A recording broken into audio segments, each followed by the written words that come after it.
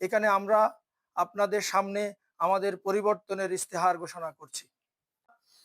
মানুষের অধিকার, উপজেলা স্বাস্থ্য কমপ্লেক্সে অবকাঠামো পুনর্নির্মাণ, বিশেষজ্ঞ ডাক্তারের সংখ্যা বৃদ্ধি ও আধুনিক চিকিৎসার সরঞ্জামাদি নিশ্চিত করে উপজেলা স্বাস্থ্য সেবার মান উন্নয়ন, জরুরি সেবা জোরদার, কমিউনিটি ক্লিনিকের সংখ্যা বৃদ্ধি করে চিকিৎসা সেবা নাগরিকদের দোরগোড়ায় পৌঁছে দেওয়া এবং হেলথ কার্ড প্রচলন করা।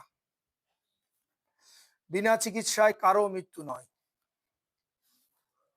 6 নম্বর, শিক্ষার সমান সুযোগ, সকলের জন্য মানসম্মত শিক্ষার সুযোগের সমতা নিশ্চিত করা, গ্রাম শহরের শিক্ষা বৈষম্য দূর করে 12 শ্রেণী পর্যন্ত ফ্রি শিক্ষা নিশ্চিত করা, কারিগরি শিক্ষায় বিশেষ গুরুত্ব প্রদান করা।